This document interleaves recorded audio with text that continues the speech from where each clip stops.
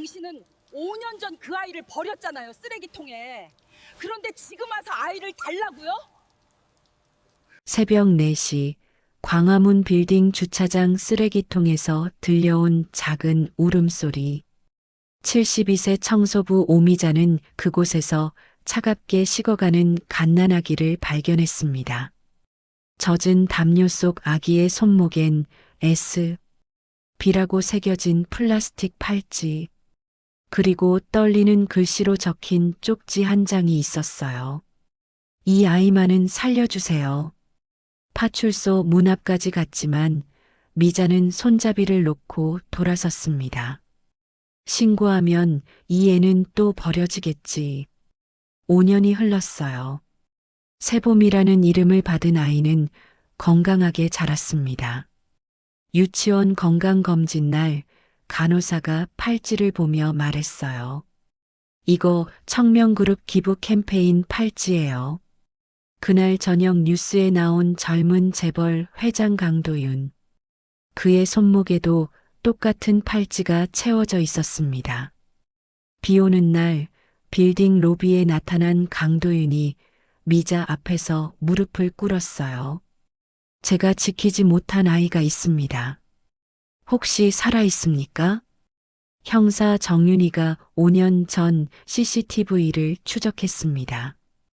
회사 차량, 병원 기록, 그리고 청명그룹 실장의 독단적 범죄, 충격적 진실이 하나씩 밝혀지기 시작했어요. 법정에서 판사가 세보미에게 물었습니다.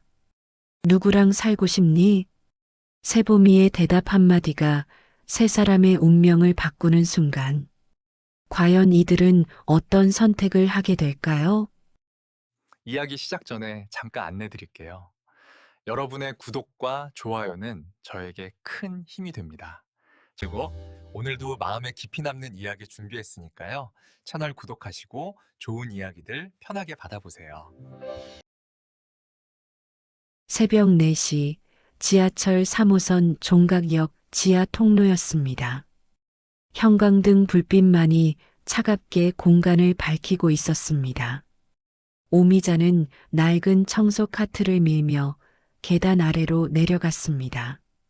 손잡이는 이미 녹이 슬어 삐걱거렸고 바퀴 하나는 방향을 잃은 채 비틀거렸습니다. 그녀의 손등에는 세제와 물때가 만든 주름이 깊게 패여 있었습니다. 72년을 살아온 삶의 무게가 그 손 위에 고스란히 새겨져 있었습니다. 미자는 매일 같은 시간, 같은 장소에서 일을 시작했습니다. 사람들이 버린 컵라면 용기, 구겨진 티슈, 담배꽁초들이 쓰레기통마다 넘쳐났습니다. 그녀는 묵묵히 비닐봉지를 꺼내 하나씩 담아냈습니다.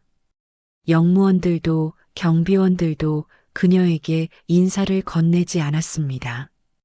투명인간처럼 존재하지만 보이지 않는 사람처럼 미자는 그렇게 새벽을 채웠습니다. 2시간 뒤 미자는 종로구 광화문 인근의 대형 빌딩 로비로 이동했습니다. 30층 규모의 유리 건물이었습니다. 로비 바닥은 대리석으로 마감되어 있었고 천장에는 값비싼 샹들리에가 걸려 있었습니다. 미자는 걸레를 물에 적셔 바닥을 닦기 시작했습니다. 무릎을 굽힐 때마다 관절에서 소리가 났습니다. 하지만 그녀는 멈추지 않았습니다. 멈추면 생각이 찾아왔고 생각은 언제나 외로움으로 이어졌습니다. 남편은 5년 전 세상을 떠났습니다. 아들은 결혼 후 연락을 끊었습니다. 며느리가 싫어한다는 이유였습니다. 명절에도 생일에도 전화 한 통 오지 않았습니다. 미자는 그 사실을 받아들였습니다. 원망하지 않았습니다. 다만 익숙해졌을 뿐이었습니다. 혼자 밥을 먹고, 혼자 TV를 보고, 혼자 잠드는 삶에 익숙해졌습니다. 오전 6시 30분 미자는 빌딩 뒤편 주차장으로 향했습니다. 주차장 구석에는 대형 쓰레기 수거함이 일렬로 놓여 있었습니다. 그녀는 수거함 뚜껑을 하나씩 열어 안에 봉투를 꺼냈습니다. 플라스틱 냄새와 음식물 썩는 냄새가 뒤섞여 코를 찔렀습니다. 미자는 이미 무뎌진 후각으로 그것들을 견뎌냈습니다. 세 번째 수거함을 열었을 때였습니다. 평소와 다른 소리가 들려왔습니다. 작고 약하고 떨리는 소리였습니다. 마치 새끼 고양이가 우는 것 같았습니다.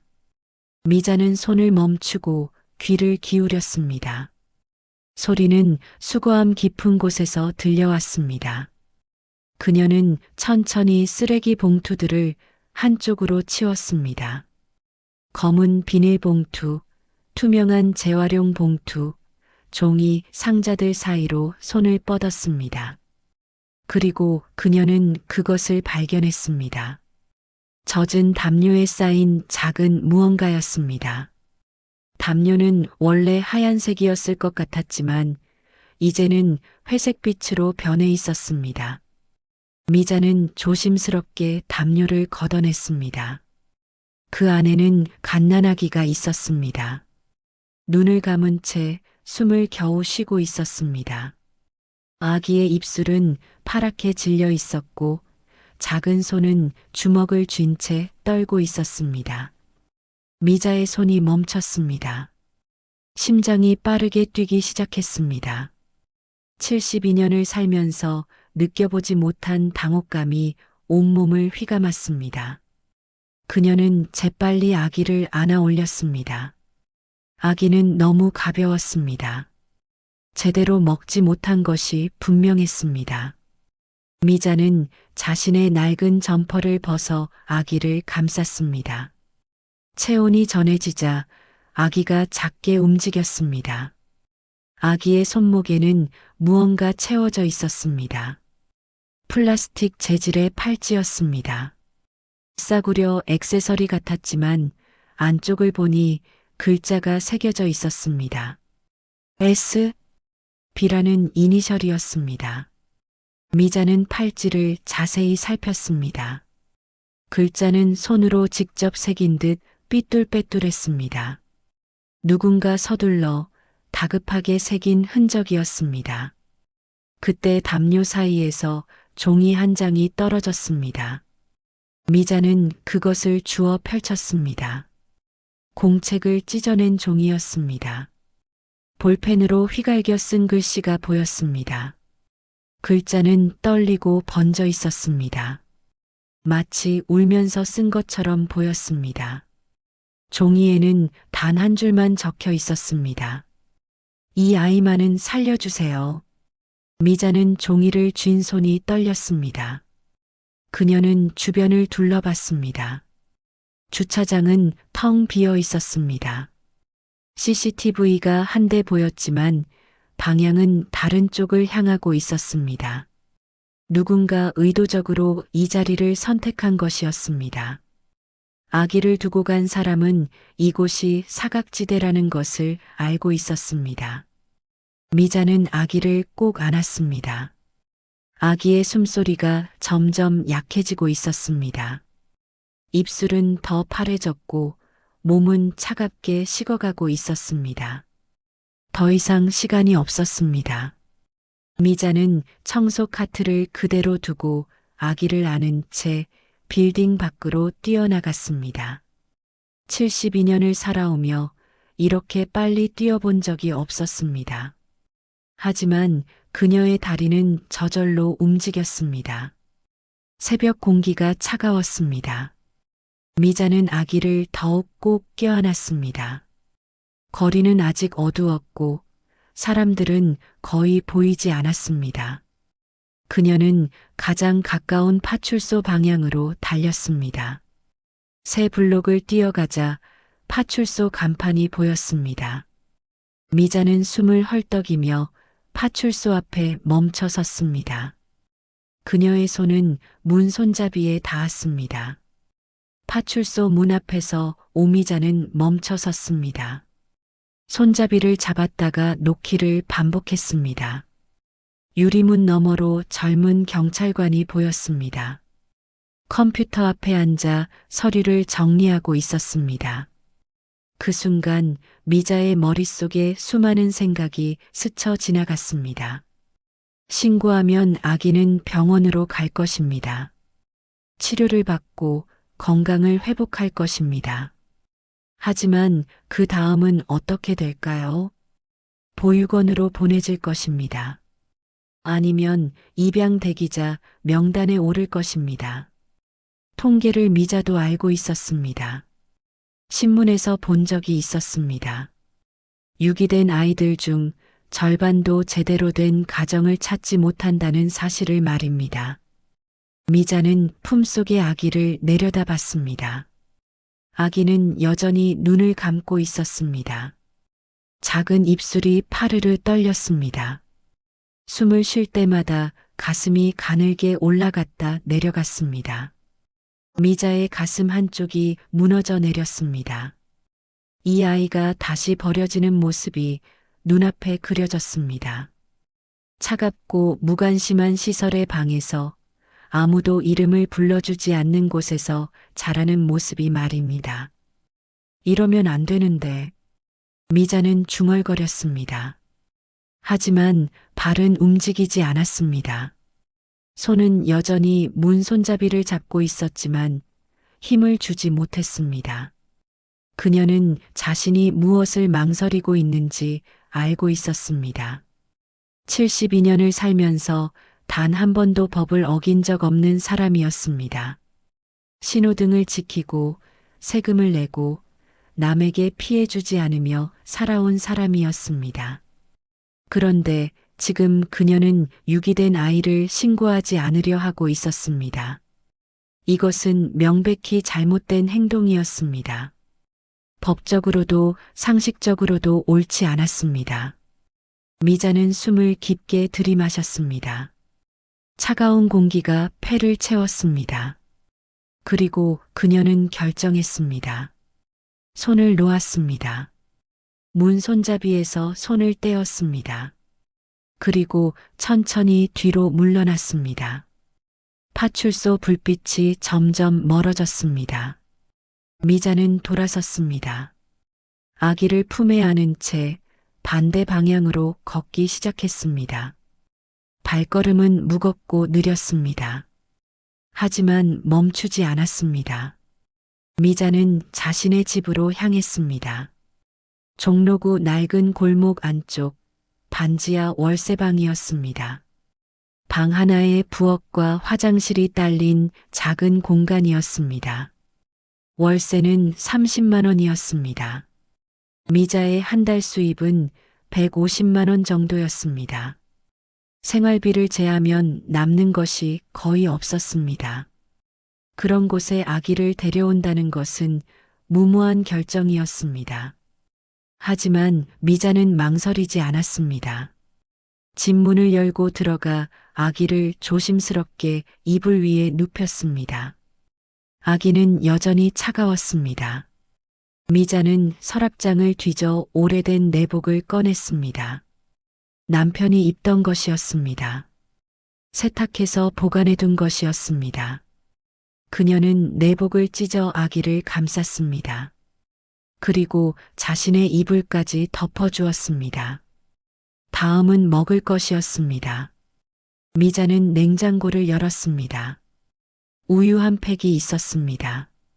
하지만 갓난아기에게 일반 우유를 먹일 수는 없었습니다. 그녀는 재빨리 외투를 걸치고 밖으로 나갔습니다. 새벽 편의점까지 뛰어가 분유와 젖병을 샀습니다. 카드를 긁는 손이 떨렸습니다.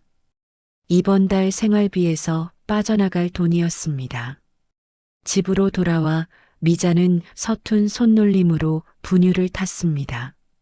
물 온도를 맞추고 젖병을 소독하는 것도 처음이었습니다. 하지만 그녀는 포기하지 않았습니다. 여러 번 실패한 끝에 겨우 젖병을 완성했습니다. 아기의 입에 젖꼭지를 대자 아기가 본능적으로 빨기 시작했습니다. 분유가 조금씩 줄어들었습니다. 미자는 그 모습을 지켜보며 눈물을 흘렸습니다. 언제 마지막으로 울어봤는지 기억나지 않았습니다. 남편 장례식장에서도 아들이 연락을 끊었을 때도 그녀는 울지 않았습니다. 하지만 지금 이 작은 생명을 보며 눈물이 멈추지 않았습니다. 그녀는 알고 있었습니다. 이 선택이 자신의 남은 인생을 완전히 바꿀 것이라는 사실을 말입니다. 오늘부터 내가 내 인생이야. 미자는 아기에게 속삭였습니다. 아기는 여전히 눈을 감고 있었지만 숨소리는 조금 안정되어 있었습니다. 미자는 아기의 이마에 손을 얹었습니다. 체온이 조금씩 돌아오고 있었습니다. 그녀는 안도의 한숨을 내쉬었습니다. 그날부터 미자의 삶은 완전히 달라졌습니다. 새벽 4시에 일어나는 것은 똑같았지만 이제는 아기를 먼저 챙겨야 했습니다. 분유를 먹이고 기저귀를 갈고 트림을 시켰습니다.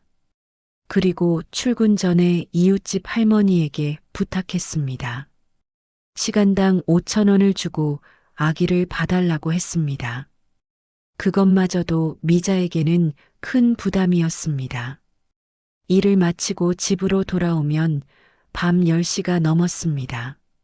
미자는 피곤한 몸을 이끌고 아기를 안았습니다. 밤새 깨어 분유를 먹이고 울음을 달랬습니다. 잠은 하루 서너 시간밖에 자지 못했습니다. 하지만 그녀는 불평하지 않았습니다. 오히려 행복했습니다. 누군가를 돌본다는 것, 누군가에게 필요한 존재라는 것이 그녀를 살아있게 만들었습니다. 한 달이 지났습니다. 아기는 건강하게 자라고 있었습니다. 볼에 살이 오르고 눈을 뜨기 시작했습니다. 미자는 아기에게 이름을 지어주기로 했습니다. 오랫동안 고민했습니다. 어떤 이름이 이 아이에게 어울릴까? 어떤 이름이 이 아이에게 희망을 줄 수 있을까? 새봄.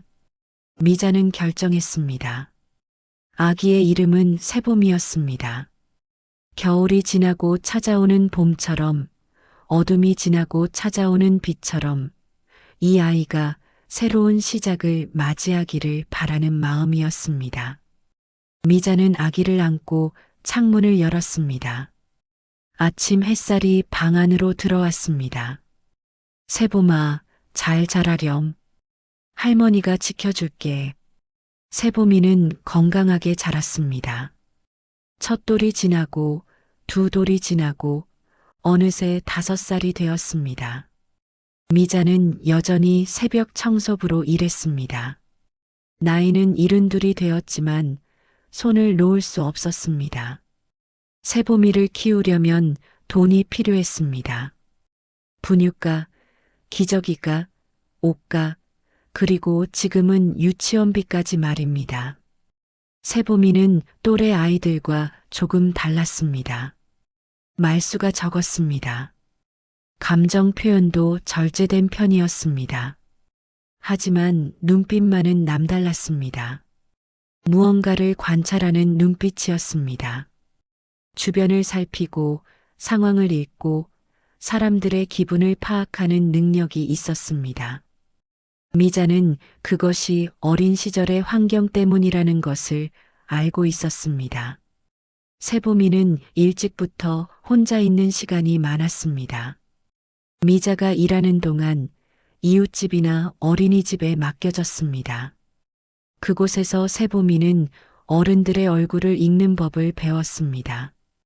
누가 친절한지, 누가 귀찮아하는지, 누구에게 다가가야 하고 누구를 피해야 하는지를 본능적으로 알게 되었습니다. 그것은 생존 본능이었습니다. 유치원에 입학한 첫날, 담임 교사 박연아는 새봄이에게 눈길이 갔습니다. 다른 아이들은 울거나 엄마를 찾았지만 세보미는 조용히 앉아 있었습니다. 그리고 주변을 관찰했습니다. 선생님의 움직임, 다른 아이들의 반응, 교실의 구조를 하나하나 눈에 담았습니다. 연아는 그 모습이 낯설면서도 신경 쓰였습니다. 며칠 뒤 연아는 세보미의 특별함을 더 분명히 느꼈습니다. 숫자 놀이 시간이었습니다. 연아가 칠판에 숫자를 적자 세보미는 한 번 보고 바로 이해했습니다. 설명이 필요 없었습니다. 패턴을 찾고 규칙을 파악하고 다음 숫자를 예측했습니다. 다른 아이들이 여러 번 반복해야 이해하는 것을 세보미는 단번에 해냈습니다. 또 한 가지 특별한 점이 있었습니다. 세보미는 사람 얼굴을 잘 기억했습니다. 한 번 본 얼굴은 잊지 않았습니다. 유치원 원장 선생님이 복도에서 마주쳤을 때 세보미는 정확히 이름을 불렀습니다. 원장은 놀랐습니다. 입학식 때 단 한 번 자신을 소개했을 뿐인데 세보미는 그것을 기억하고 있었습니다. 연아는 방과 후 미자를 따로 불렀습니다. 미자는 불안한 마음으로 유치원을 찾았습니다. 혹시 세보미가 문제를 일으킨 건 아닐까? 혹시 다른 아이들과 잘 지내지 못하는 건 아닐까? 하지만 연아의 말은 달랐습니다. 세보미는 특별한 아이예요. 연아는 조심스럽게 말을 이었습니다. 세보미의 관찰력, 숫자, 감각, 기억력에 대해 설명했습니다. 그리고 덧붙였습니다. 영재라기보단 환경을 너무 빨리 읽는 아이예요. 어른들의 감정을 파악하고 상황에 맞춰 행동하는 능력이 뛰어나요. 이건 타고난 것이 아니라 배운 거죠. 미자는 가슴이 먹먹했습니다. 연아의 말이 무엇을 의미하는지 알고 있었습니다. 세보미는 살아남기 위해 그런 능력을 키운 것이었습니다. 어린 나이에 어른들의 눈치를 보고 상황을 판단하고 자신을 보호하는 법을 배운 것이었습니다. 그것은 축복이 아니라 상처였습니다. 제가 부족해서 그래요. 미자는 고개를 숙였습니다. 연아는 고개를 저었습니다. 아니에요.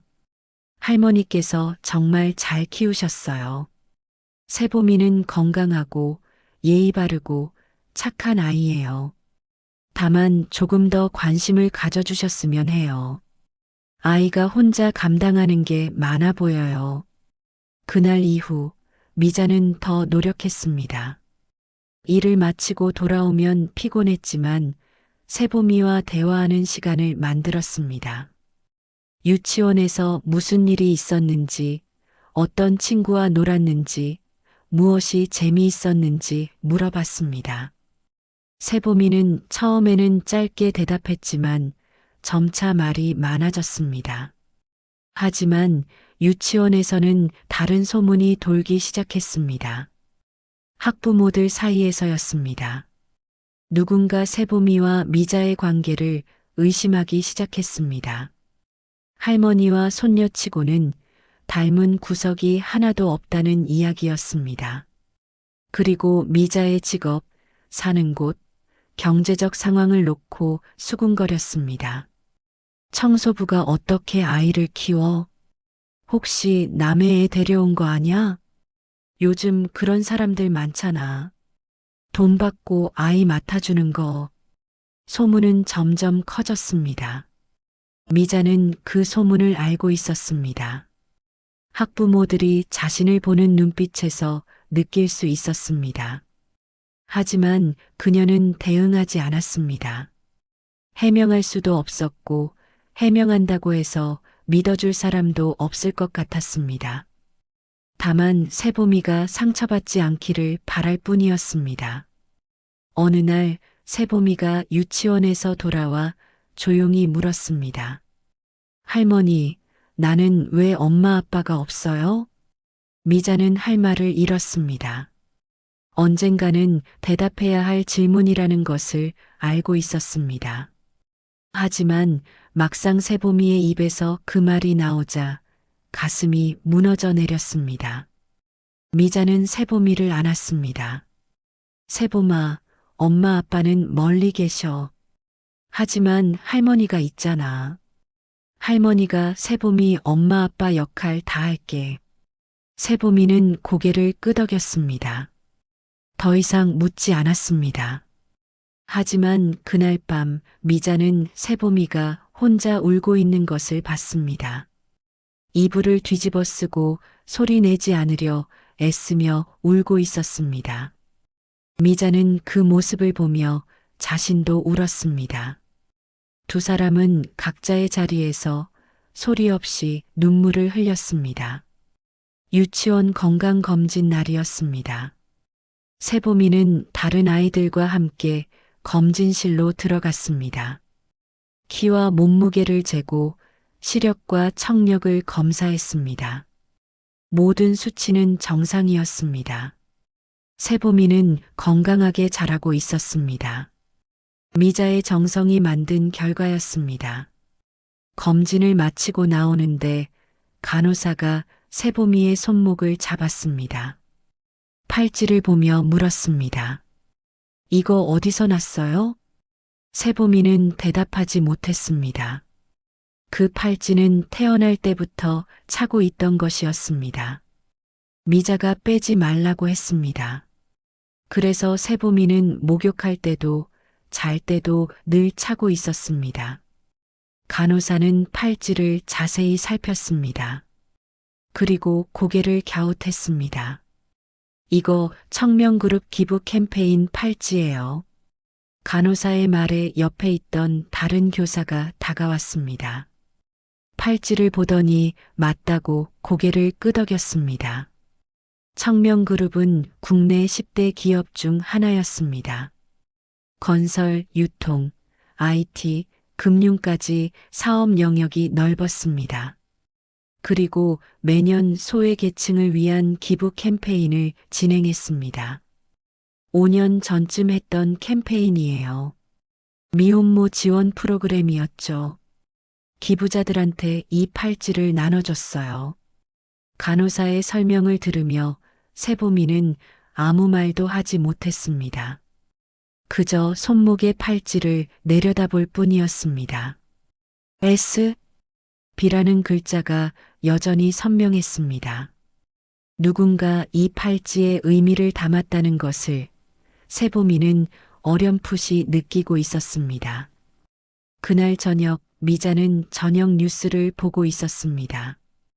평소처럼 TV를 켜고 식사를 준비하던 중이었습니다. 뉴스에서 경제 코너가 시작되었습니다. 앵커가 청명그룹의 신규 프로젝트를 소개했습니다. 화면에는 젊은 남성이 나왔습니다. 정장을 차려입고 단정한 모습이었습니다. 청명그룹 강도윤 회장입니다. 올해 45살로 국내 최연소 대기업 회장 중 한 명입니다. 미자는 설거지하던 손을 멈췄습니다. 화면 속 강도윤의 손목에 무언가 보였습니다. 카메라가 클로즈업 되는 순간 미자는 숨이 멎었습니다. 팔찌였습니다. 세보미가 차고 있는 것과 똑같은 팔찌였습니다. 같은 재질, 같은 디자인, 같은 색깔이었습니다. 미자는 재빨리 TV를 껐습니다. 심장이 빠르게 뛰었습니다. 손이 떨렸습니다. 우연일까요? 아니면 의미가 있는 걸까요?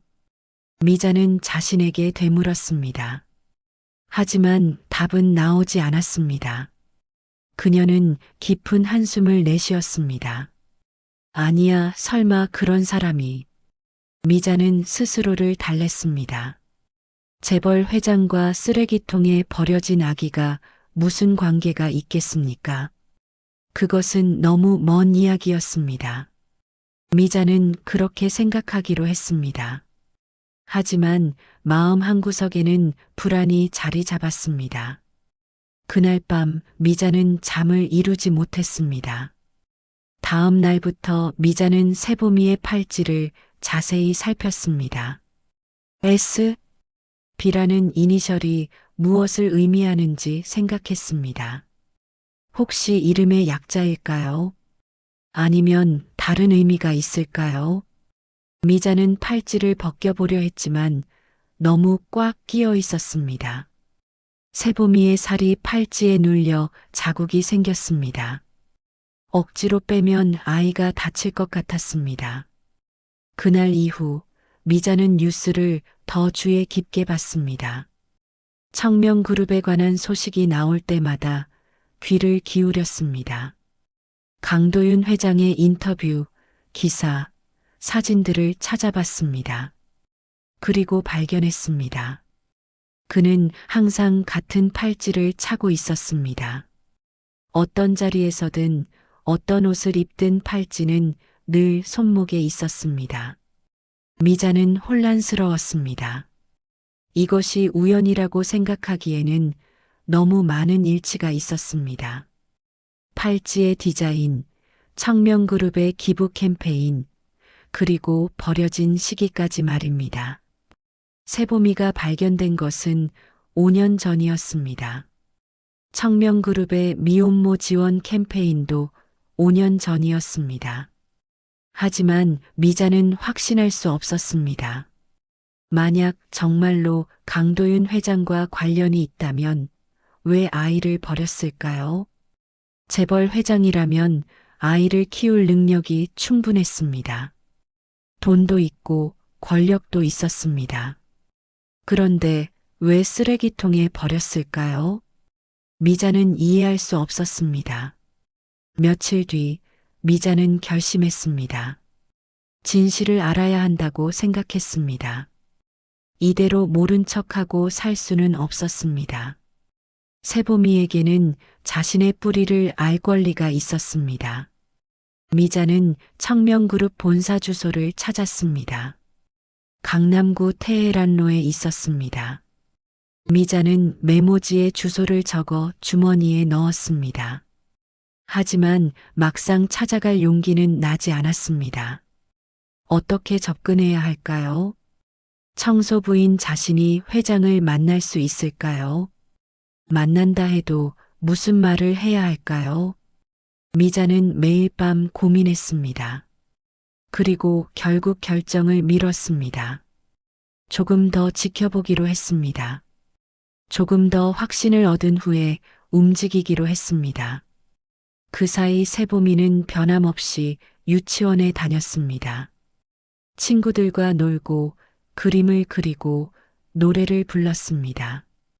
하지만 가끔 손목의 팔찌를 만지며 생각에 잠겼습니다. 이 팔찌가 무엇을 의미하는지, 자신이 누구인지, 어디서 왔는지 궁금했습니다. 하지만 세보미는 할머니에게 묻지 않았습니다. 물어봐도 할머니가 힘들어할 것 같았습니다. 그렇게 시간은 흘렀습니다. 봄이 지나고 여름이 왔습니다. 유치원에서는 여름방학을 앞두고 부모 참관 수업이 열렸습니다.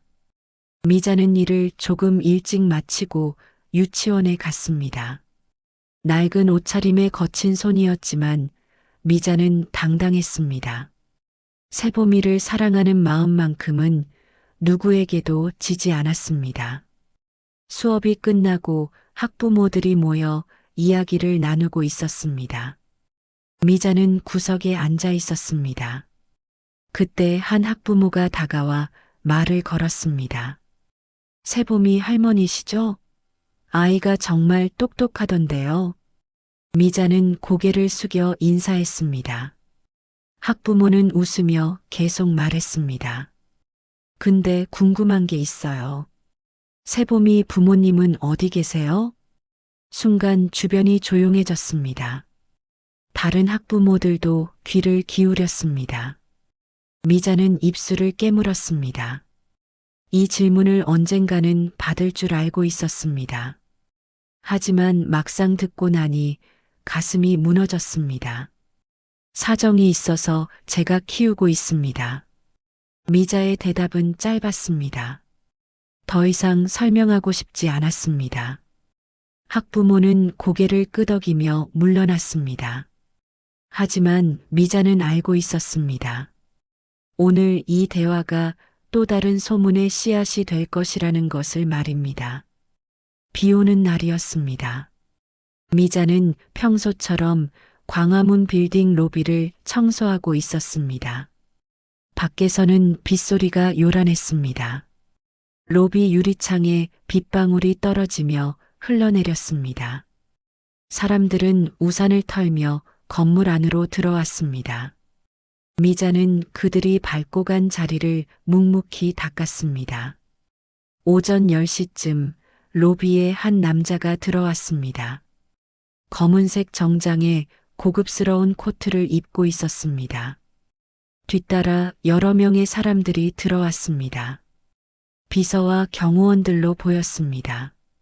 미자는 잠시 걸레질을 멈추고 옆으로 비켜섰습니다. 그들이 지나가기를 기다렸습니다. 그 남자가 멈춰 섰습니다.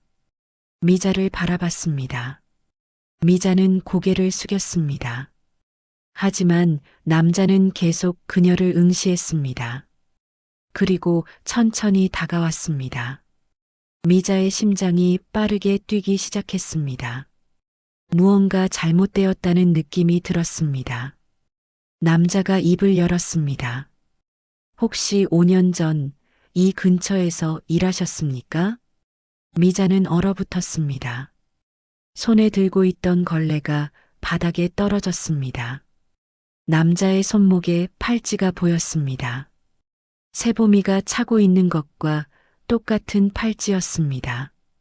미자는 그제야 깨달았습니다. 이 사람이 누구인지를 말입니다. 강도윤이었습니다.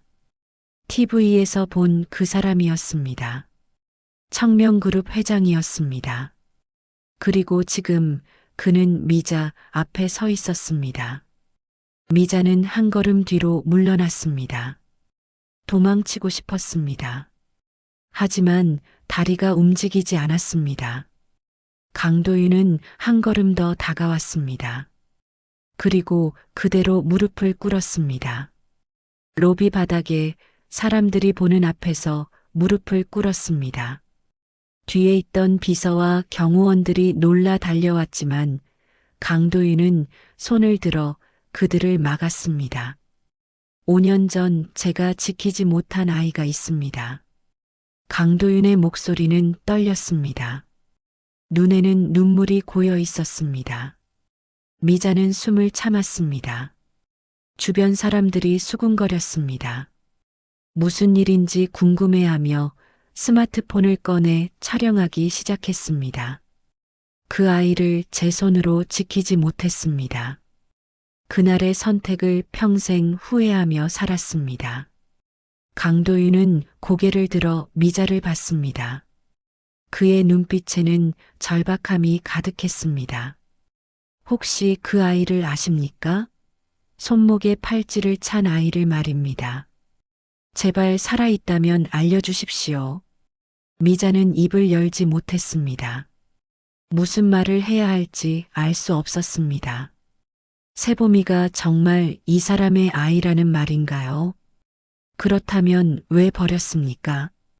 왜 5년이 지나서야 찾는 겁니까? 미자의 머릿속에는 수많은 질문이 소용돌이 쳤습니다. 강도윤은 계속 말했습니다. 5년 전 저는 회사를 지켜야 했습니다. 저 하나 때문에 수천 명의 직원과 그 가족들이 피해를 입을 수 없었습니다.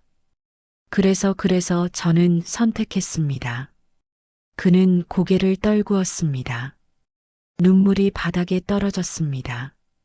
하지만 하루도 편한 날이 없었습니다. 매일 밤 그 아이 얼굴이 떠올랐습니다. 살아있을까, 건강할까, 어디서 무얼 하고 있을까? 미치도록 궁금했습니다. 미자의 눈에서도 눈물이 흘렀습니다. 이 사람의 고통이 진심이라는 것을 느낄 수 있었습니다. 하지만 동시에 분노도 느꼈습니다. 세봄이가 얼마나 힘들었는지, 자신이 얼마나 고생했는지 이 사람은 알고 있습니까? 일어나세요. 미자가 처음으로 입을 열었습니다. 강도윤은 고개를 들었습니다. 그 아이는 살아 있습니다.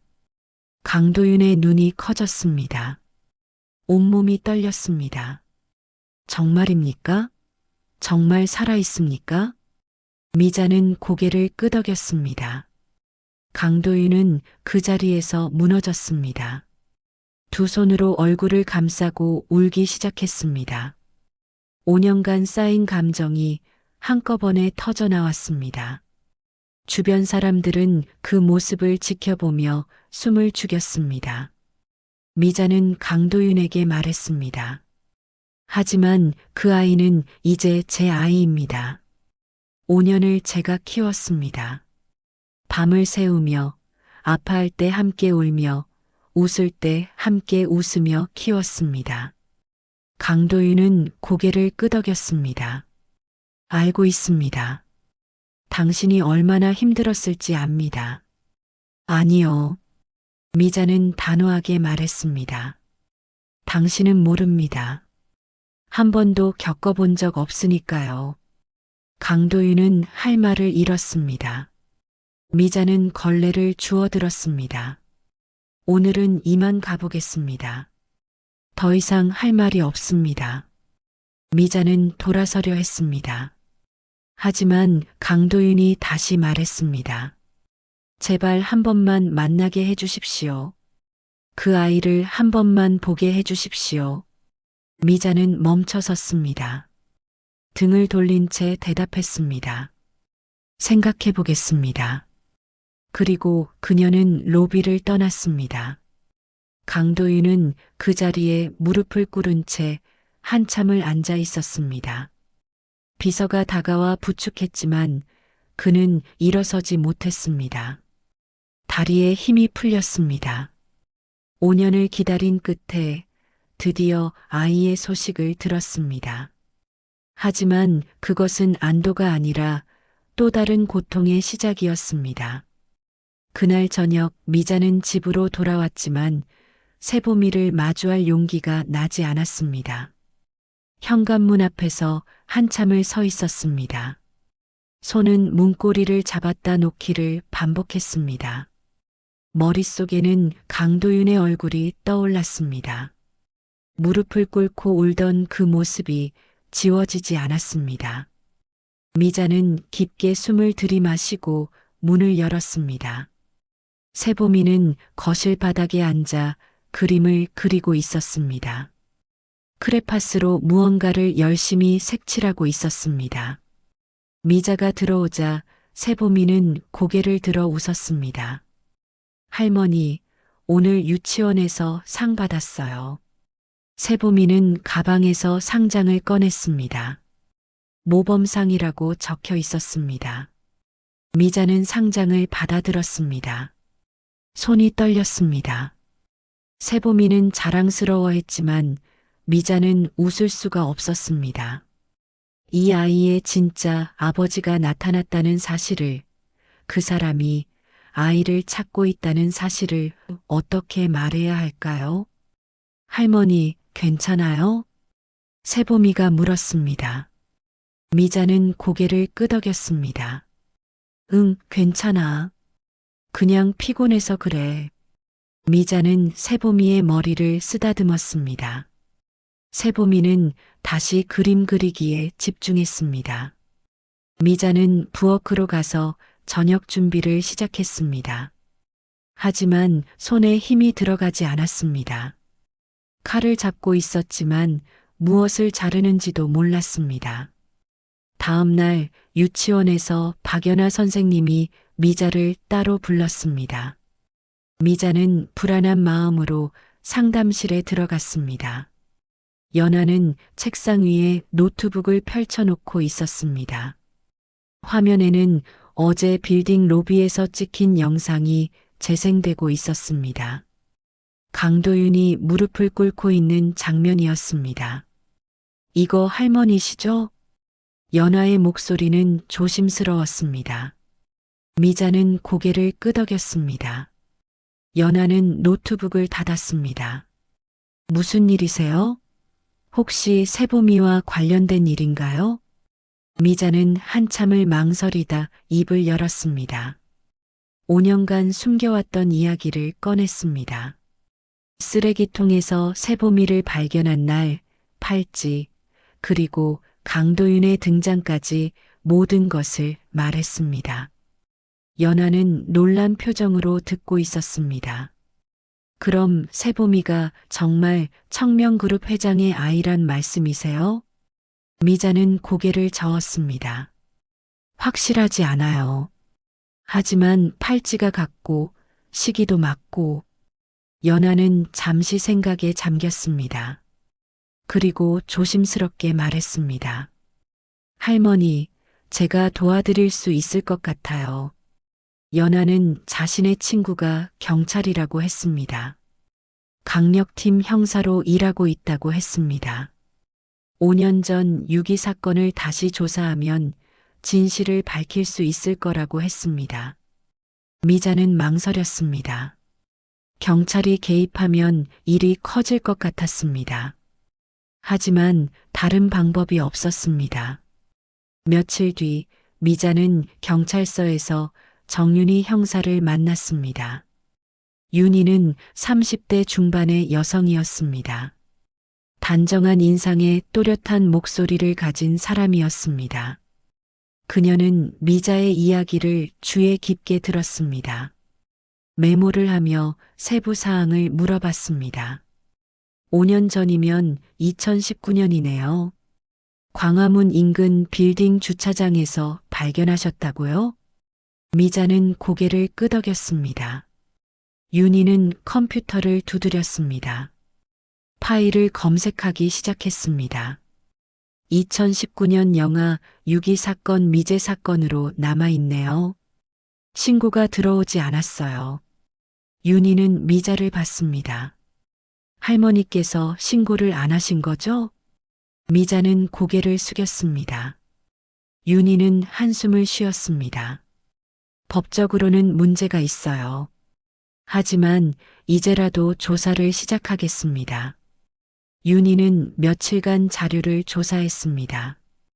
5년 전 광화문 인근의 CCTV 영상을 찾았습니다.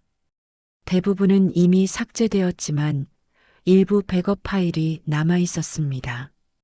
윤희는 밤을 새워 영상을 분석했습니다. 그리고 발견했습니다. 새벽 3시 42분 한 여성이 빌딩 주차장으로 들어가는 모습이었습니다. 모자를 깊게 눌러쓰고 있었지만 품에 무언가를 안고 있었습니다. 담요에 쌓인 아기로 보였습니다. 여성은 주차장 안으로 사라졌고 15분 뒤 빈손으로 나왔습니다. 윤희는 여성의 동선을 추적했습니다. 인근 지하철역 CCTV에도 같은 여성이 포착되었습니다. 하지만 얼굴은 확인할 수 없었습니다. 윤희는 다른 방법을 찾았습니다. 주차장에 정차된 차량들을 조사했습니다. 그날 새벽 한 대의 고급 세단이 주차장에 있었습니다. 차량 번호를 추적한 결과는 충격적이었습니다. 청명그룹 소유의 차량이었습니다. 등록자는 서인국, 당시 청명그룹 전략실 부실장이었습니다. 윤희는 서인국의 행적을 조사했습니다. 그리고 또 다른 증거를 찾았습니다. 2019년 같은 시기 한 병원에서 출산 기록이 있었습니다. 산모의 이름은 지워져 있었지만 담당 의사의 메모가 남아 있었습니다. 청명 관련 VIP 산모, 비밀 유지 요청이라는 내용이었습니다. 윤희는 병원을 직접 찾아갔습니다. 당시 담당 간호사를 인터뷰했습니다. 간호사는 기억하고 있었습니다. 젊은 여성이었어요. 25쯤 되어 보였죠. 혼자 왔고 출산 후 아기를 안아보지도 않고 떠났어요. 간호사는 당시 상황이 이상했다고 말했습니다. 출산 직후 회사 사람들이 와서 산모를 데려갔다고 했습니다. 아기는 그대로 남겨졌고 다음날 사라졌다고 했습니다. 윤희는 모든 증거를 모았습니다. CCTV 영상, 차량 기록, 병원 기록, 증언들을 정리했습니다. 그리고 청명그룹 본사를 찾아갔습니다. 서인국 실장을 호출했습니다. 서인국은 50대 남성이었습니다. 깔끔한 정장에 무표정한 얼굴이었습니다. 그는 윤희를 보자 눈썹을 찌푸렸습니다. 무슨 일로 오셨습니까? 윤희는 증거 자료를 책상 위에 펼쳤습니다. 서인국의 얼굴이 굳어졌습니다. 5년 전 당신이 처리한 일이 있죠? 회장님의 아이를 유기한 일 말입니다. 서인국은 아무 말도 하지 않았습니다. 윤희는 계속 말했습니다. 당신 차량이 현장에 있었어요. 병원 기록도 있고요. 이제 숨길 수 없습니다. 서인국은 한참을 침묵했습니다. 그리고 천천히 입을 열었습니다. 회장님은 몰랐습니다. 그의 목소리는 낮고 떨렸습니다. 당시 회장님은 회사 승계 문제로 어려운 시기였어요. 혼외자 소식이 알려지면 모든 게 무너질 상황이었죠. 서인국은 고개를 떨구었습니다. 저는 회사를 지키려 했습니다. 그래서 제 선택으로 아이를 처리했습니다. 윤희는 차갑게 물었습니다. 처리? 아이를 쓰레기처럼 버린 게 처리입니까? 서인국은 대답하지 못했습니다. 윤희는 수갑을 꺼냈습니다. 서인국, 영아유기죄와 직권남용 혐의로 체포합니다. 서인국은 저항하지 않았습니다. 그는 순순히 수갑을 찼습니다. 윤희가 그를 데리고 나가려는 순간 강도윤이 나타났습니다. 그는 서인국을 보며 주먹을 쥐었습니다. 당신이 그랬단 말이오? 서인국은 고개를 들어 강도윤을 봤습니다. 죄송합니다, 회장님. 하지만 저는 회사를 위해 최선을 다했습니다. 강도윤은 한 걸음 다가갔습니다. 그리고 서인국의 멱살을 잡았습니다. 회사가 뭐가 중요해? 내 아이를 버렸잖아. 강도윤의 목소리는 절규에 가까웠습니다. 서인국은 아무 말도 하지 못했습니다. 윤희가 두 사람을 떼어놓았습니다. 회장님, 진정하세요. 이제 법이 판단할 겁니다. 강도윤은 무너졌습니다. 바닥에 주저앉아 머리를 감싸 쥐었습니다. 5년간 자신을 괴롭혔던 진실이 밝혀졌습니다. 하지만 그것은 안도가 아니라 더 큰 죄책감을 가져왔습니다. 자신의 무능함 때문에, 자신의 나약함 때문에 아이가 버려졌다는 사실을 받아들일 수 없었습니다. 서인국의 체포 소식은 언론에 대서특필되었습니다. 청명그룹 핵심 임원의 영아유기 사건이라는 제목으로 모든 뉴스가 도배되었습니다. 기자들은 강도윤의 과거를 파헤치기 시작했습니다. 5년 전 그에게 무슨 일이 있었는지, 아이의 어머니는 누구인지, 왜 아이를 버렸는지 추적했습니다.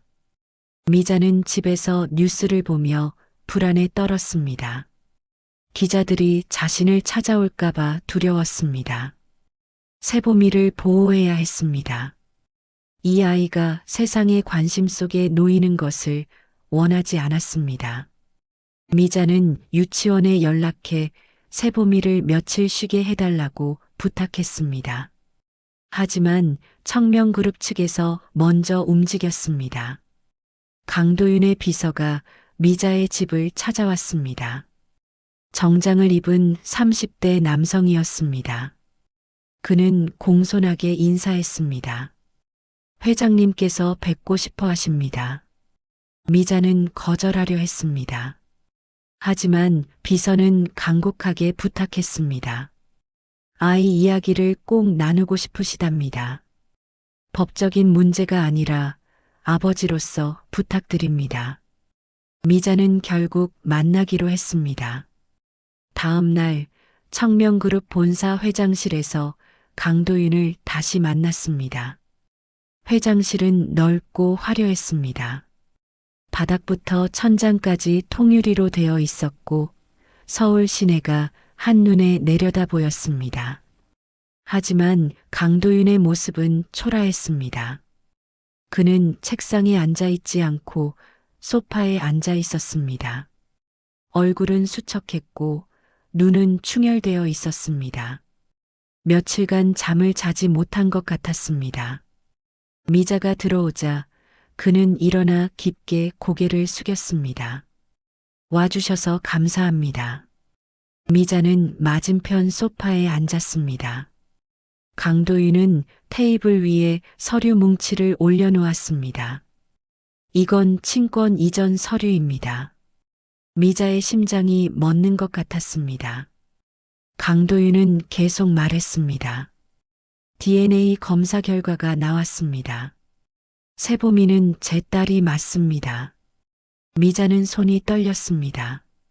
알고 있었던 사실이었지만 공식적으로 확인되자 현실이 되었습니다. 강도윤은 서류를 미자 쪽으로 밀었습니다. 아이를 데려가고 싶습니다. 미자는 서류를 보지 않았습니다. 그저 강도윤을 응시했습니다. 그래서요? 서류 몇 장이면 5년이 지워집니까? 강도윤은 고개를 들지 못했습니다. 그게 아닙니다. 저는 아이에게 더 나은 환경을 제공하고 싶을 뿐입니다. 미자는 냉소를 보냈습니다. 더 나은 환경? 돈 많은 집, 넓은 방, 좋은 학교 말씀이신가요? 강도윤은 대답하지 못했습니다. 미자는 자리에서 일어났습니다. 세보미에게 필요한 건 그런 게 아니에요. 사랑이 필요합니다. 매일 밤 안아주고 아플 때 걱정해주고 함께 울고 웃어줄 사람이 필요해요. 미자의 목소리는 떨렸습니다. 5년 동안 전 그 역할을 했어요. 단 하루도 빠짐없이요. 강도윤은 고개를 숙인 채 눈물을 흘렸습니다. 알고 있습니다. 당신이 얼마나 대단한 분인지 압니다. 그는 고개를 들어 미자를 봤습니다. 하지만 저도 아버지입니다. 5년을 후회하며 살았습니다. 이제라도 아이 곁에 있고 싶습니다. 미자는 아무 말도 하지 않았습니다. 그녀는 돌아서서 회장실을 나갔습니다. 강도윤은 그 뒷모습을 바라보며 무너졌습니다. 그날 밤 미자는 세보미를 안고 울었습니다. 세보미는 왜 우는지 몰랐지만 할머니를 꼭 안아주었습니다. 할머니, 괜찮아요. 세보미가 있잖아요. 그 말에 미자는 더 울었습니다. 이 아이를 놓아줘야 한다는 것을 알고 있었습니다. 하지만 받아들일 수 없었습니다. 5년을 함께한 아이였습니다. 자신의 전부였습니다. 며칠 뒤 박연아가 미자를 찾아왔습니다. 연아는 조사 결과를 가지고 왔습니다. 정윤희 형사가 찾아낸 모든 증거들이었습니다. CCTV 영상, 병원 기록, 서인국의 진술서까지 모든 것이 담겨 있었습니다. 할머니, 이걸 보세요. 연아는 노트북을 켰습니다. 화면에는 법원 판결문이 떠 있었습니다. 서인국에 대한 영아유기죄 판결이었습니다. 징역 3년, 집행유예 5년이었습니다. 연아는 설명했습니다. 서인국은 회장님의 지시가 아니라 독단적으로 행동한 거로 밝혀졌어요. 회장님은 아이의 존재조차 몰랐대요. 미자는 화면을 바라봤습니다. 연아는 다른 파일을 열었습니다. 그리고 이건 세봄이 어머니에 대한 정보예요. 화면에는 한 여성의 사진이 떠 있었습니다. 젊고 아름다운 여성이었습니다. 연아는 조심스럽게 말했습니다. 이름은 공개할 수 없대요. 개인정보 보호 때문에. 하지만 당시 청명그룹에서 일하던 인턴이었대요. 미자는 사진을 응시했습니다. 이 여성이 세봄이를 낳았습니다. 그리고 버렸습니다. 아니, 버려야 했습니다. 회사의 압박 때문에, 서인국의 협박 때문에 선택할 수 없었을 것입니다. 지금은 어디 있나요? 연아는 고개를 저었습니다. 모른대요. 출산 직후 사라졌대요. 연락도 두절되고. 미자는 한숨을 내쉬었습니다. 모든 것이 명확해졌습니다. 강도윤은 피해자였습니다. 세봄이 어머니도 피해자였습니다. 유일한 가해자는 서인국이었습니다. 하지만 그 사실이 미자를 편하게 만들지는 못했습니다. 다음 날 강도윤이 기자회견을 열었습니다. 청명그룹 본사 대강당에는 수백 명의 기자가 몰려들었습니다. 카메라 플래시가 터졌고 기자들의 질문이 쏟아졌습니다. 강도윤은 단상에 섰습니다. 그는 준비된 원고를 보지 않았습니다. 저는 회장이기 전에 아버지였습니다. 그의 첫마디에 강당이 조용해졌습니다. 5년 전 저는 제 아이를 지키지 못했습니다. 회사가 중요했고 제 위치가 중요했습니다. 하지만 그것은 변명일 뿐입니다. 강도윤의 목소리는 떨렸습니다. 제 무능함 때문에, 제 비겁함 때문에 한 아이가 쓰레기통에 버려졌습니다. 이것은 제가 평생 짊어져야 할 죄입니다. 기자들이 웅성거렸습니다. 강도윤은 계속 말했습니다. 오늘 이 자리에서 사과드립니다. 제 딸에게 그리고 5년간 제 딸을 키워주신 분에게 진심으로 사과드립니다. 그는 깊게 고개를 숙였습니다. 그리고 90도로 허리를 굽혔습니다. 한참을 그 자세로 있었습니다. 기자들은 사진을 찍었고 영상을 촬영했습니다.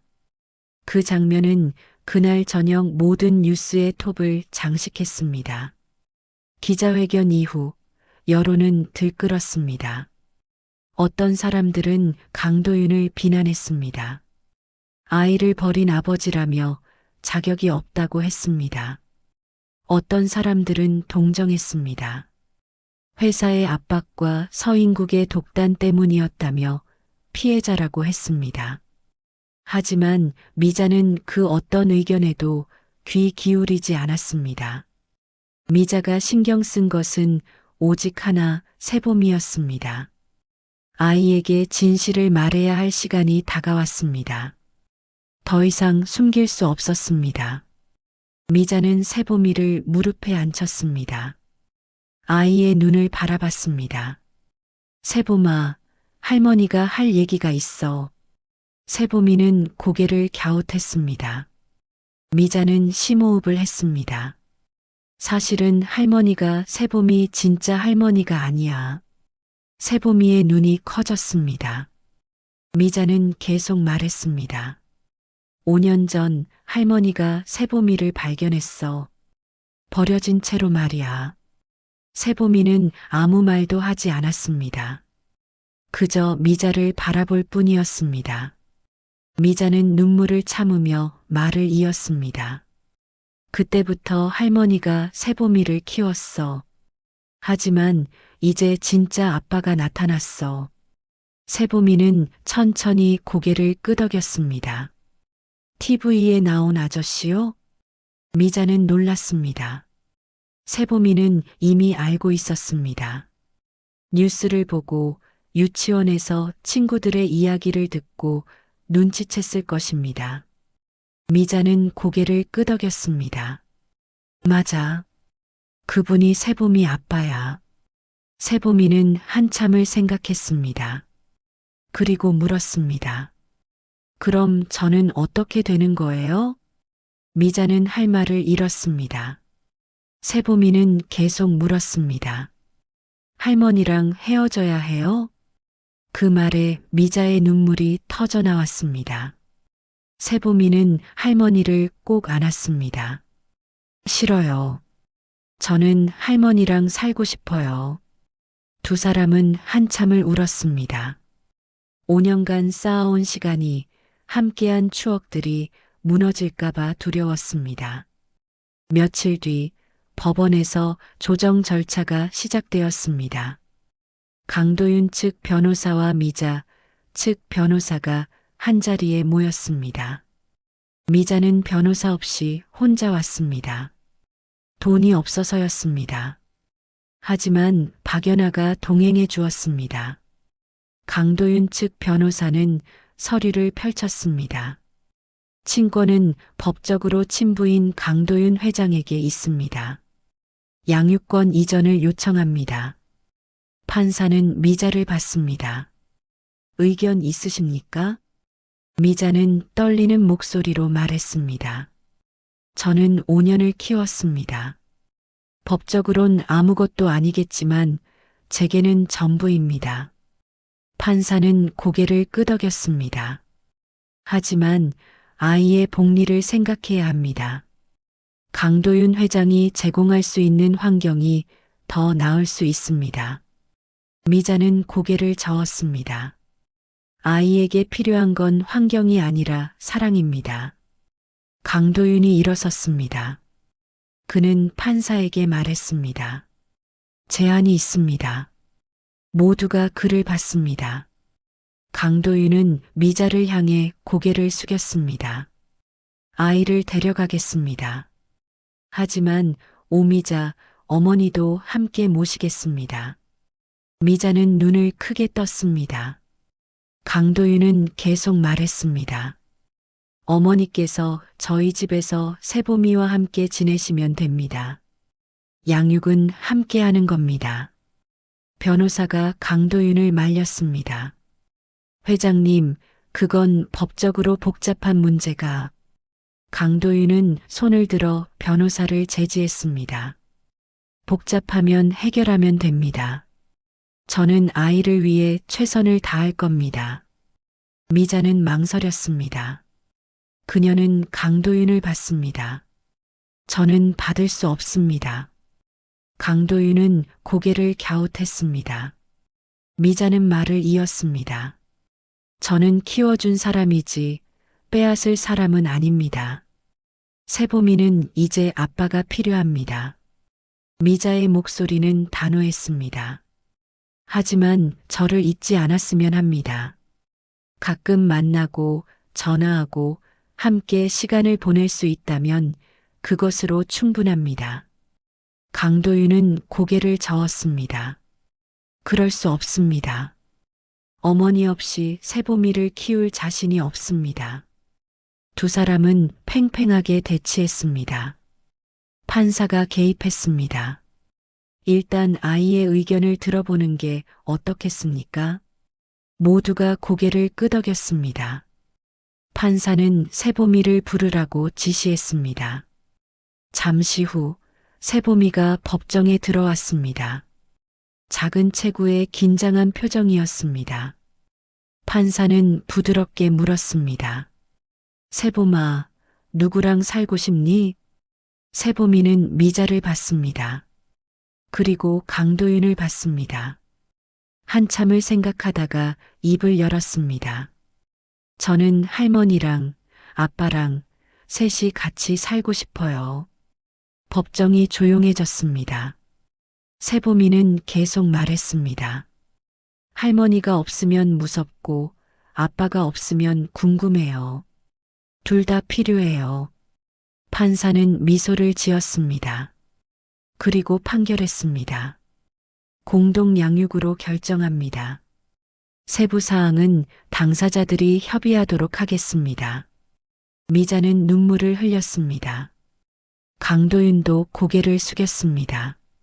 세보미는 두 사람을 번갈아 보며 웃었습니다. 판결 이후 실질적인 변화가 시작되었습니다. 강도윤은 자신의 집 별관을 미자와 세보미를 위해 개조했습니다. 넓은 방과 화장실, 작은 거실이 딸린 독립된 공간이었습니다. 미자는 처음에 거절했지만 세보미를 위해 받아들였습니다. 이사 첫날 미자는 짐을 정리하며 복잡한 심경이었습니다. 5년을 살던 반지하 월세방을 떠나는 것이 아쉬웠습니다. 그곳에는 세보미와의 추억이 가득했습니다. 처음 분유를 먹이던 날, 첫 걸음마를 뗐던 날, 함께 웃고 울었던 모든 순간이 그곳에 있었습니다. 세보미는 새 방을 돌아보며 신기해했습니다. 넓은 공간과 깨끗한 벽지, 새 가구들이 낯설었습니다. 하지만 미자가 가져온 낡은 이불을 보고는 안도했습니다. 할머니, 이 이불도 가져왔어요? 미자는 고개를 끄덕였습니다. 당연하지. 세보미가 제일 좋아하는 이불인데. 세보미는 이불을 꼭 안았습니다. 익숙한 냄새가 났습니다. 할머니 냄새, 집 냄새, 지난 5년의 냄새였습니다. 저녁 무렵 강도윤이 찾아왔습니다. 그는 조심스럽게 문을 두드렸습니다. 들어가도 될까요? 미자는 문을 열어주었습니다. 강도윤은 세보미를 보며 어색하게 웃었습니다. 저녁 먹었니? 세보미는 고개를 끄덕였습니다. 강도윤은 주머니에서 작은 상자를 꺼냈습니다. 이거 선물이야. 세보미는 상자를 받았습니다. 열어보니 작은 토끼 인형이었습니다. 세보미는 인형을 들고 강도윤을 봤습니다. 감사합니다. 강도윤은 무릎을 꿇고 세보미와 눈높이를 맞췄습니다. 세보마, 아빠가 많이 부족할 거야. 하지만 최선을 다할게. 세보미는 고개를 끄덕였습니다. 강도윤은 세보미의 머리를 쓰다듬었습니다. 서툴렀지만 진심이 담긴 손길이었습니다. 다음 날부터 새로운 일상이 시작되었습니다. 미자는 더 이상 새벽 청소부로 일하지 않았습니다.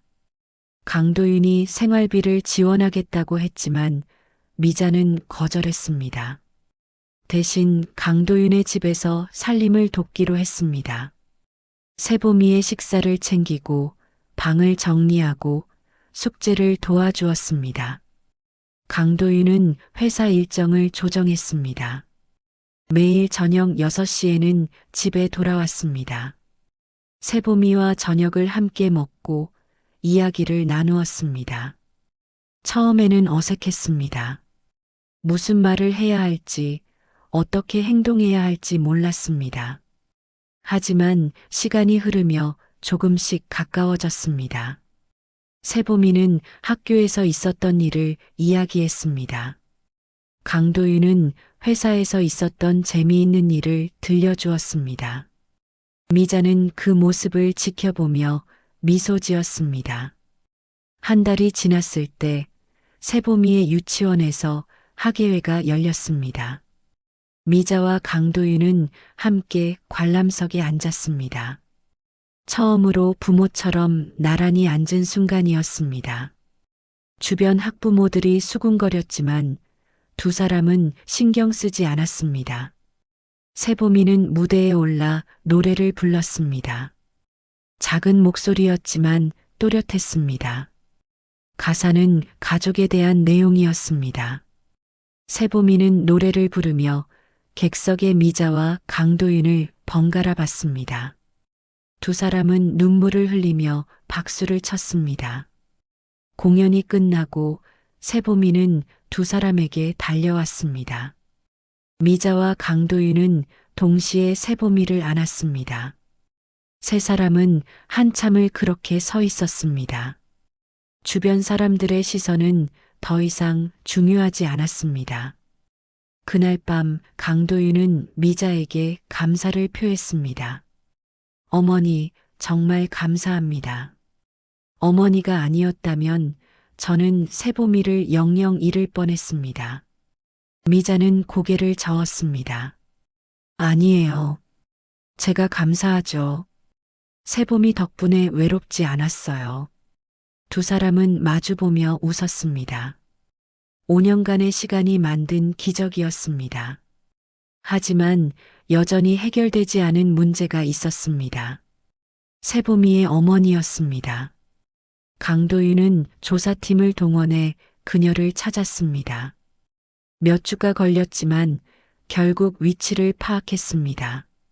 그녀는 지방 소도시에서 작은 카페를 운영하고 있었습니다. 강도윤은 미자와 상의했습니다. 세보미에게 엄마가 필요할까요? 미자는 한참을 생각했습니다. 그건 세보미가 결정할 일이에요. 강도윤은 고개를 끄덕였습니다. 그날 저녁 두 사람은 세보미와 이야기를 나눴습니다. 세보미는 처음에는 놀랐습니다. 엄마가 살아있다는 사실에 혼란스러워했습니다. 저는 엄마를 만나고 싶어요. 하지만 무서워요. 강도윤은 세보미를 안았습니다. 괜찮아. 천천히 생각해보자. 세보미는 며칠을 고민했습니다. 그리고 결정했습니다. 만나고 싶어요. 왜 저를 버렸는지 물어보고 싶어요. 일주일 뒤 세 사람은 그녀가 있는 도시로 향했습니다. 작은 카페 앞에 섰을 때 강도윤의 손이 떨렸습니다. 문을 열고 들어가자 카운터에 여성이 서 있었습니다. 5년 전보다 야윈 모습이었지만 여전히 아름다웠습니다. 그녀는 강도윤을 보고 얼어붙었습니다. 그리고 세보미를 봤습니다. 눈물이 주르륵 흘러내렸습니다. 미안해, 정말 미안해. 그녀는 무릎을 꿇었습니다. 세보미는 그 모습을 가만히 지켜봤습니다. 그리고 천천히 다가갔습니다. 왜 버렸어요? 그녀는 울면서 대답했습니다. 선택할 수 없었어. 회사에서 너를 버리지 않으면 모든 걸 잃는다고 했어. 세보미는 고개를 끄덕였습니다. 이해해요. 하지만 용서는 아직 못하겠어요. 그녀는 고개를 숙였습니다. 세보미는 계속 말했습니다. 시간이 필요해요. 천천히 알아가고 싶어요. 그날 네 사람은 카페에 앉아 이야기를 나눴습니다. 과거의 상처, 현재의 감정, 미래의 희망에 대해 솔직하게 말했습니다. 완벽한 화해는 아니었지만 시작이었습니다. 1년이 흘렀습니다. 세보미는 초등학교에 입학했습니다. 입학식 날 미자와 강도윤, 그리고 세보미의 친모까지 함께 참석했습니다. 네 사람은 어색하면서도 자연스럽게 한자리에 모였습니다. 주변 사람들은 특이한 가족 구성이라며 수군거렸지만 그들은 개의치 않았습니다. 세보미는 교실에 들어가기 전 네 사람을 돌아봤습니다. 할머니, 아빠, 그리고 엄마. 모두 자신을 사랑하는 사람들이었습니다. 세보미는 손을 흔들었습니다. 네 사람도 손을 흔들며 미소 지었습니다. 그날 저녁 강도윤의 집에서 작은 파티가 열렸습니다. 입학을 축하하는 자리였습니다. 박연아 선생님과 정윤희 형사도 초대되었습니다. 모두 세보미를 축하하며 선물을 건넸습니다. 파티가 끝날 무렵 세보미는 모두 앞에서 발표를 하겠다고 했습니다. 작은 무대에 올라 종이를 펼쳤습니다. 학교에서 쓴 글이었습니다. 제목 나의 가족. 세보미는 또박또박 읽기 시작했습니다. 저는 버려졌지만 사람을 만났습니다. 할머니는 저를 주워 키워주셨습니다. 아빠는 저를 찾아 함께하고 있습니다. 엄마는 용기를 내어 다시 만나주셨습니다. 세보미의 목소리는 떨렸지만 힘이 있었습니다. 우리 가족은 특별합니다. 피로 연결되지 않은 사람도 있고 오랫동안 떨어져 있었던 사람도 있습니다. 하지만 우리는 서로를 선택했습니다. 미자는 눈물을 닦았습니다. 강도윤은 고개를 숙였습니다. 세보미의 친모는 손으로 입을 가렸습니다. 저는 버려진 게 아니라 새로운 시작을 받은 거였습니다. 봄처럼 따뜻한 시작을요. 세보미는 글을 접었습니다. 모두가 박수를 쳤습니다.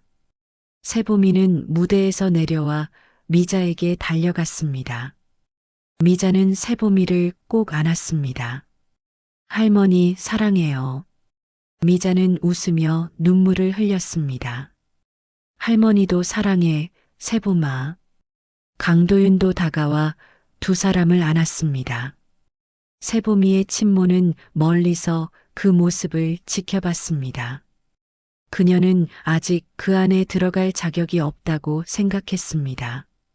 하지만 언젠가는 천천히 시간을 들여 가족이 될 수 있기를 바랐습니다. 며칠 뒤 강도윤은 회사에서 중요한 발표를 했습니다. 청명그룹은 미혼모 지원 재단을 설립한다고 발표했습니다. 유기위기에 처한 아이들과 어머니들을 돕는 프로그램이었습니다. 강도윤은 기자회견에서 말했습니다. 5년 전 제 실수가 한 아이를 고통스럽게 만들었습니다. 그 일을 되풀이하지 않기 위해 이 재단을 만들었습니다. 언론은 이 소식을 크게 보도했습니다. 여론도 긍정적으로 변했습니다. 강도윤의 진심이 전해진 것입니다. 미자는 재단의 상담위원으로 활동하기 시작했습니다. 그녀의 경험이 많은 사람들에게 도움이 되었습니다. 유기위기에 놓인 아이들을 만나고 어머니들을 상담했습니다. 미자는 그들에게 말했습니다. 포기하지 마세요.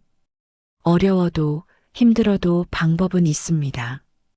그녀의 말은 무게가 있었습니다. 실제로 겪은 사람만이 할 수 있는 조언이었습니다. 봄이 왔습니다. 강도윤의 집 정원에는 벚꽃이 만개했습니다. 미자와 세보미는 정원을 거닐었습니다. 강도윤도 합류했습니다. 세 사람은 벚꽃나무 아래 앉았습니다. 할머니, 저 팔찌 빼도 될까요? 세보미가 물었습니다. 손목의 팔찌는 이제 너무 꽉 끼었습니다. 미자는 고개를 끄덕였습니다. 그래, 이제 빼도 돼. 강도윤이 조심스럽게 팔찌를 잘랐습니다. 팔찌가 끊어지자 세보미의 손목에 자국이 보였습니다. 5년간 그 자리를 지킨 흔적이었습니다. 세보미는 팔찌를 손에 쥐었습니다. 이거 버려도 돼요? 미자는 고개를 저었습니다. 아니, 보관하자. 우리의 시작이니까. 세보미는 고개를 끄덕였습니다. 강도윤은 팔찌를 받아 작은 상자에 담았습니다. 그것은 이제 가족의 역사가 되었습니다. 해가 저물었습니다. 세 사람은 벚꽃나무 아래서 석양을 바라봤습니다. 노을이 아름다웠습니다. 미자는 세보미의 손을 잡았습니다. 강도윤은 세보미의 다른 손을 잡았습니다. 세보미는 두 사람의 손을 꼭 쥐었습니다. 우리 행복하죠? 세보미가 물었습니다. 미자는 웃으며 대답했습니다. 그럼 당연하지.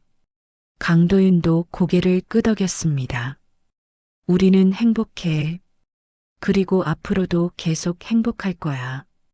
세 사람은 서로를 바라보며 미소 지었습니다. 버려진 아이, 후회하는 아버지, 헌신적인 할머니. 세 사람은 각자의 상처를 안고 있었지만 함께 치유하고 있었습니다. 그것이 가족이었습니다. 밤하늘에 별이 떠올랐습니다. 세보미는 별을 가리키며 말했습니다. 저 별처럼 우리도 반짝이고 있어요. 미자는 세보미를 안았습니다. 강도윤은 두 사람을 감싸 안았습니다. 세 사람의 그림자가 벚꽃나무 아래 하나로 겹쳐졌습니다. 봄이 왔습니다. 진짜 봄이 왔습니다. 추운 겨울을 지나 따뜻한 바람이 불었습니다. 세보미의 이름처럼 세 사람에게도 새로운 시작이 찾아왔습니다. 그리고 그들은 알고 있었습니다. 이것이 끝이 아니라 시작이라는 것을, 앞으로도 많은 날들이 남아있다는 것을, 함께라면 어떤 어려움도 이겨낼 수 있다는 것을 말입니다. 쓰레기통에서 시작된 이야기는 이렇게 봄으로 끝을 맺었습니다. 하지만 진짜 이야기는 지금부터 시작이었습니다. 세 사람이 함께 만들어갈 새로운 이야기 말입니다.